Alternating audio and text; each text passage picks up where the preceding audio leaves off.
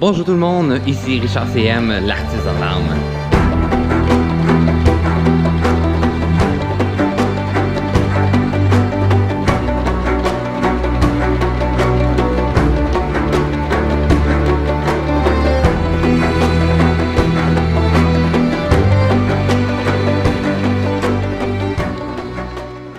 Bonjour, aujourd'hui dans le fond, je vais travailler mon bungee pack. J'ai mon bungee pack qui est en train d'être abîmé. Qu'est-ce qu'un bungee pack? Mais ça le dit, c'est des bungees, puis c'est un paquet de bungees, finalement. Hein? C'est aussi simple que ça.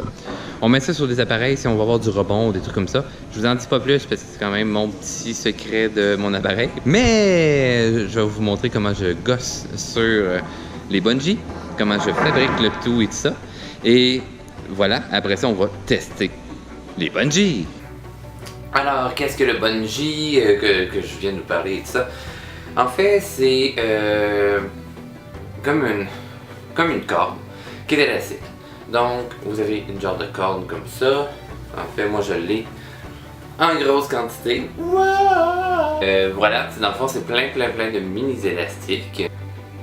Donc, des gaines, dans le fond, élastiques, avec de plein mini élastiques à l'intérieur.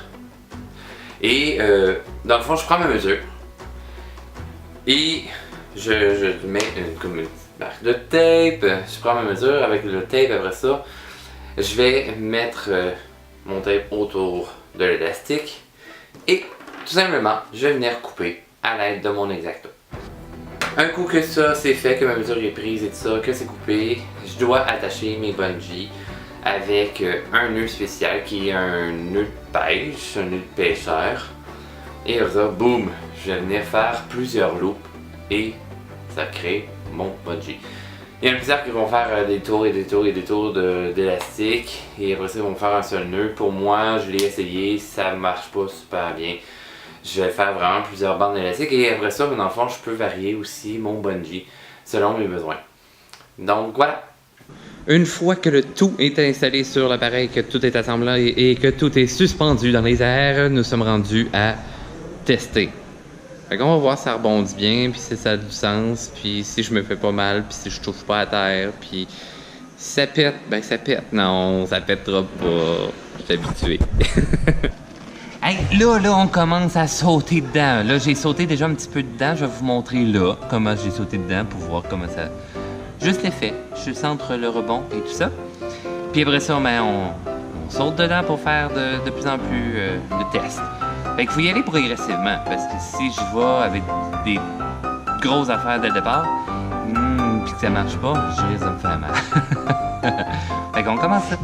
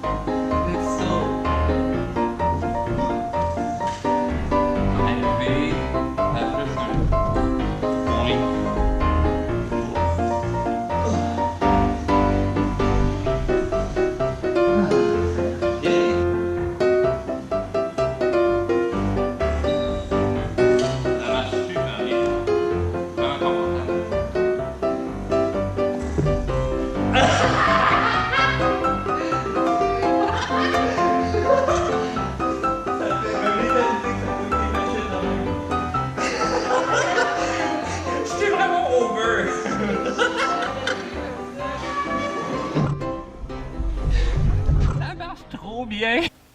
Donc vous avez vu tous les petits tests que je dois faire de rebond. Oui, vous avez vu également que je dois le faire progressif parce qu'il ne faut pas prendre des risques inutiles quand on retravaille le bungee pack et tout ça. Après avoir enlevé les bungees qui sont abîmés, qui sont brisés, etc. Des fois ça peut donner un rebond qui est légèrement différent. Donc y aller progressivement, ça empêche les risques de se blesser, de péter son corps, puis ou de simplement manquer les acrobaties aussi parce que je ne vous ai pas tout montré les acrobaties que je peux faire, mais on peut y aller au-delà de ça. Il y en a qui sont beaucoup plus importantes, mais si je commence par ceux-là, ben je peux carrément me blesser, mais très sérieusement.